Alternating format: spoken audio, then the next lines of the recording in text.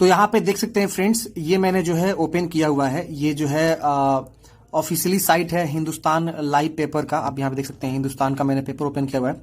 और यहाँ पे आप देखेंगे तो 2 फरवरी के डेट में यहाँ पे जो है विज्ञापन जारी हुआ है। यहाँ पे आप देख सकते हैं ये वाला, और बिहार विद्यालय परीक्षा समिति, हमने इसको क्लिक किया तो यहाँ पे देखेंगे तो ये चीज़ें यहाँ पे जो है जानकारी शेयर किया गया है कि आपका जो है ये आवेदन जो है आज से यानी 2 फरवरी से यहाँ पे देखेंगे तो दिया हुआ है कि स्टार्ट हो रहे हैं।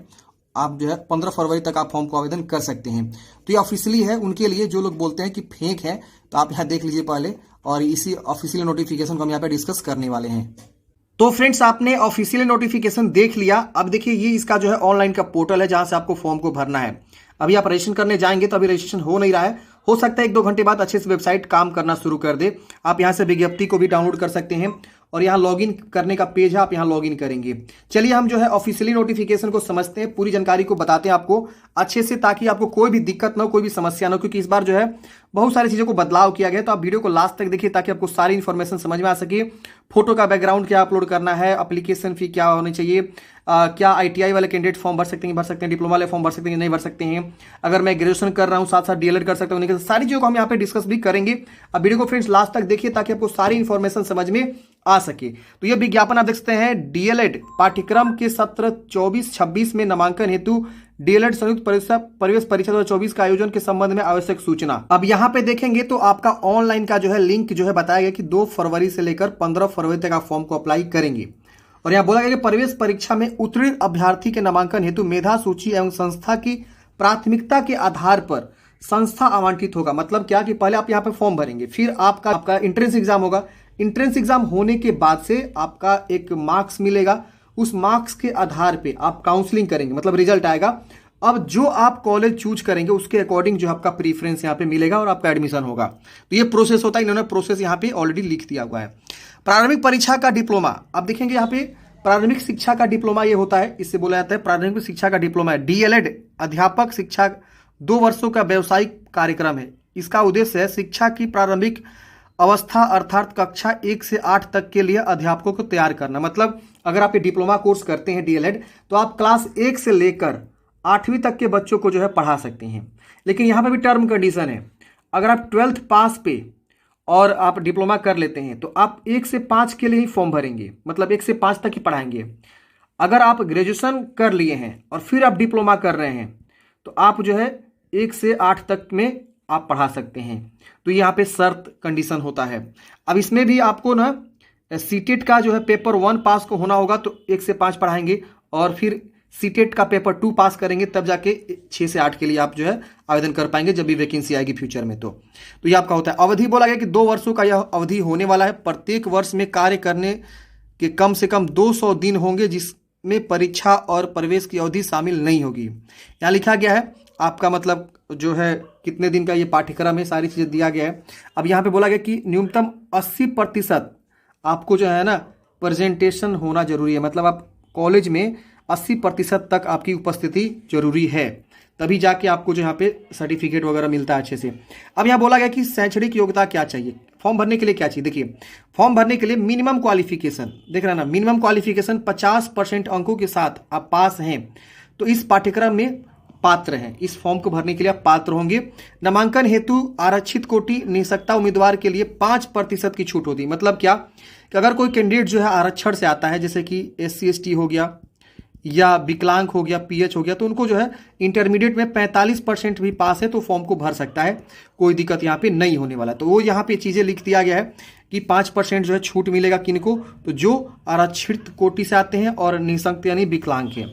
अब यहाँ बोला गया 50% अंकों के साथ मौलवी की परीक्षा पास करने वाले उर्दू अभ्यर्थी DLED पाठ्यक्रम में पात्र होंगे। यानी जो मौलवी की परीक्षा पास किया हुआ है 50% अंकों के साथ, वो भी यहाँ पे DLED के लिए अप्लाई कर सकते हैं। DLED पाठ्यक्रम में नामांकन लेने हेतु आयोजित होने वाली परीक्षा में सम्मिलित होने के लिए वैसे अभ्यर्थी भी आवेदन जमा कर सकेंगे जो वर्ष 2024 की इंटरमीडिएट अथवा उसके समकक्ष वार्षिक परीक्षा 2024 में सम्मिलित होंगे। मतलब यहाँ बोला गया है कि अभी आप सबको पता है बोर्ड की एग्जाम चले 2024 वाला, तो जो कैंडिडेट्स अपीयरिंग है वो भी यहाँ पे फॉर्म को अप्लाई कर सकते हैं अपीयरिंग डाल के। तो उनसे जो है 12वीं क्लास की जानकारी नहीं मांगी जाएगी। जब आप फॉर्म भरेंगे तो आप पूछेगा कि आप पास कर चुके हैं 12वीं की अपीयरिंग है, तो आप अपीयरिंग चूज के फॉर्म को भरेंगे।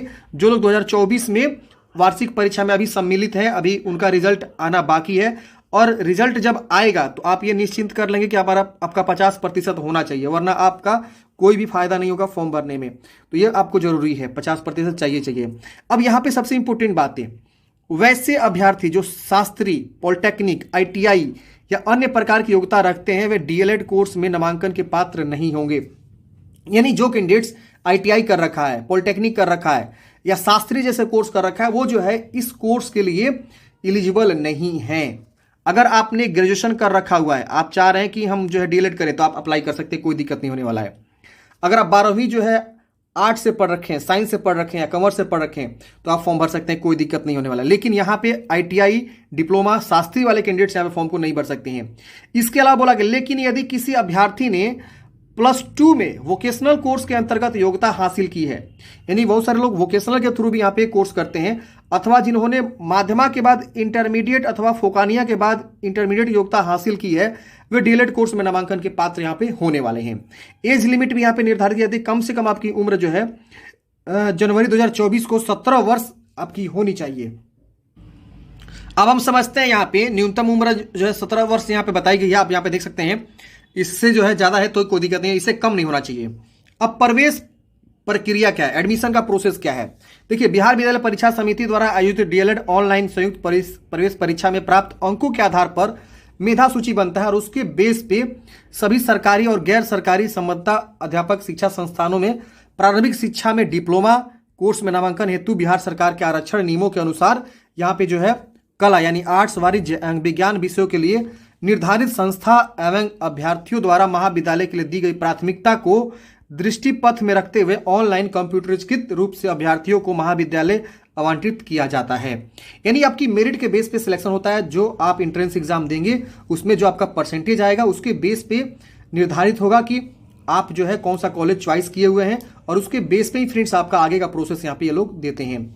अब देखेंगे तो आरक्षण जो है बिहार के जो निवासी हैं SC ST उनको, BC ABC को उनको जो यहाँ पे आरक्षण मिलता है। जैसे यहाँ देखेंगे तो SC के लिए यहाँ पे देखेंगे बताया गया है कि 20% आरक्षण है, ST के लिए 2%, BC के लिए 18%। सीटों के मैं बारे में बात कर रहा हूँ। मान लीजिए अगर 30,000 सीट है ना, तो 30,000 सीट में ना SC के लिए आपको जो है 20% का आरक्षण यहाँ पे दिया गया है, और ST के लिए यहाँ पे 2%, SC के लिए 20%, 18% जो है BC कैंडिडेट्स के लिए, और EBC के लिए 25% और EWS के 10% का आरक्षण यहाँ पे प्रावधान किया गया है। मतलब इतने सीटों में से इतना परसेंट कैंडिडेट्स को उस वर्ग से भी सिलेक्शन यहाँ पे किया जाएगा।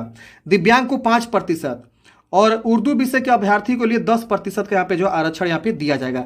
तो जो कैंडिडेट्स उर्दू से करना चाहते हैं उनके लिए अलग से रिजर्वेशन यहाँ पे दिया जा रहा है। अब बात आती है फ्रेंड्स यहाँ पे अगला जो यहाँ पे चीजें बताई गई है वो देख सकते हैं यहाँ पे एंट्रेंस एग्जाम के बारे में। अब यहाँ पे एक चीज और लिखा गया है कि सभी संस्थानों में कुल सीटों का 50% विज्ञान और 50% कला और वाणिज्य यानी आर्ट्स और कॉमर्स के सीट यहाँ पे रखे जाते हैं।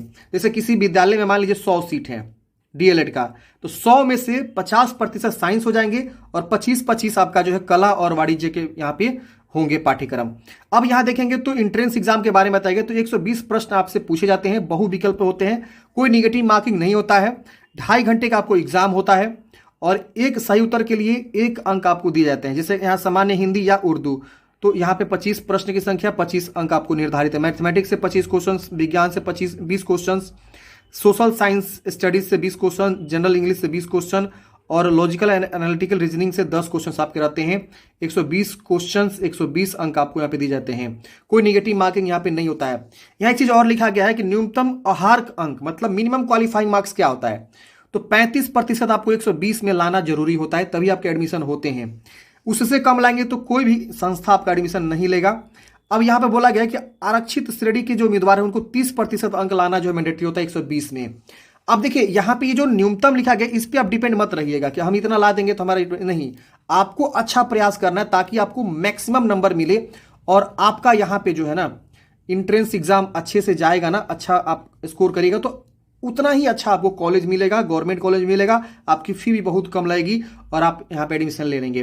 परीक्षा शुल्क की बात करें तो देखेंगे तो यहाँ पे 960 रुपये आवेदन शुल्क होता है जनरल को, EWS को, BC EBC को और SC ST को जो है 760 रुपया होता है। आवेदन करने की जो तिथि है 15 फरवरी तक आप फॉर्म को भरेंगे और नॉर्मलाइजेशन अगर मैक्सिमम सीटिंग में एग्जाम होते हैं तो नॉर्मलाइजेशन का जो यहाँ पे उपयोग किया जाएगा। फॉर्म भरने का लिंक यहाँ पे इन्होंने दिया हुआ है। सबसे पहले आपको पंजीकरण करना है, फिर फॉर्म भरना है, फिर परीक्षा शुल्क का भुगतान करना है। तो आपके 3 स्टेप में फॉर्म को भरना है। यहाँ पे देखिए फोटोग्राफ और सिग्नेचर का गाइडलाइंस वगैरह दिया हुआ है, आप थोड़ा सा समझ लीजिए। यहाँ पे फोटो और हस्ताक्षर भी आपको अपलोड करना है। तो फोटोग्राफ बोला गया है कि आपको जो व्हाइट बैकग्राउंड का होना चाहिए, सफेद बैकग्राउंड का, और यहाँ पे 20 से 100 कभी के बीच होना चाहिए। यहाँ देखिए लिखा हुआ है सफेद हल्का बैकग्राउंड रिसेंट कोई होना चाहिए, रंगीन सफेद बैकग्राउंड अथवा हल्का रंग का होना चाहिए, और सिग्नेचर 10 से 50 कभी के बीच होना चाहिए। यहाँ पे जो है ये सब डॉक्यूमेंट्स आपको अपलोड जो है मांगे जाएंगे। अब यहाँ पे बोलेंगे तो देखिए अगर कोई जो है अपीयरिंग में है, 12th पास है, अपीयरिंग है, तो वो यहाँ फॉर्म भर सकता है, लेकिन उनको यहाँ पे जो है अपीयरिंग डालेगा ना तो उनसे नहीं मांगा जाएगा, ना ही मार्कशीट मांगा जाएगा, ना सर्टिफिकेट मांगा जाएगा, लेकिन 10वीं का जानकारी आपसे मांगा जाएगा। अगर आप बीसी से हैं तो अपना नॉन क्रिमिनल सर्टिफिकेट लगाएंगे, SC/ST हैं तो अपना जाति प्रमाण पत्र लगाएंगे, और जो विवाहित महिला है उनकी जो जाति है और वो जो है अपने पिता के नाम एवं पता से निर्गत जो है होना चाहिए, ये यहाँ पे बोला गया है। इसकी वजह से ईडब्ल्यूएस कोई आता है तो अपना ईडब्ल्यूएस का सर्टिफिकेट देगा, विकलांग है तो अपना विकलांग का सर्टिफिकेट यहाँ पे देगा। तो ये सारे डॉक्यूमेंट्स आपको लगते हैं फॉर्म भरते समय। केवल घोषणा पत्र पर, आवेदन पत्र पर हस्ताक्षर के लिए अंग्रेजी में बड़े अक्षरों कैपिटल का प्रयोग वर्जित है। बहुत सारे लोग क्या करते हैं ना, अपना सिग्नेचर ऐसे कर देते हैं, देख रहे हैं ना, ऐसे कर, ये जो कि गलत प्रैक्टिस है।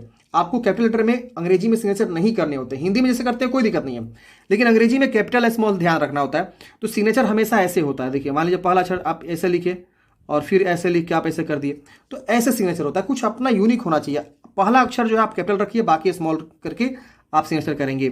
सही जो है भरा जाना सुनिश्चित करेंगे। अगर कुछ भी गलती होता है तो बाद में सुधार करने का मौका नहीं मिलेगा।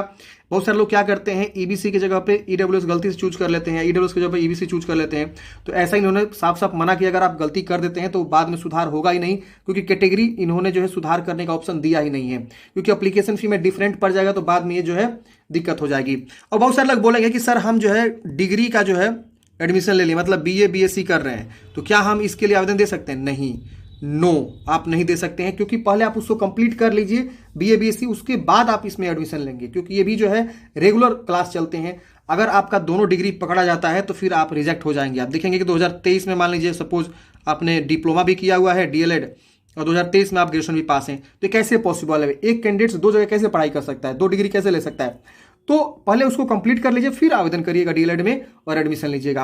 अगर कोई 12th पास हो चुका है वो फॉर्म भर सकता है, कोई दिक्कत नहीं होने वाला है। एक साथ 2 आप नहीं कर सकते हैं। डिप्लोमा ITI वाले कैंडिडेट्स यहाँ पे फॉर्म को अप्लाई नहीं कर सकते। तो आई होप फ्रेंड्स आपको जो है इसके बारे में सारी जानकारी समझ में आया होगा।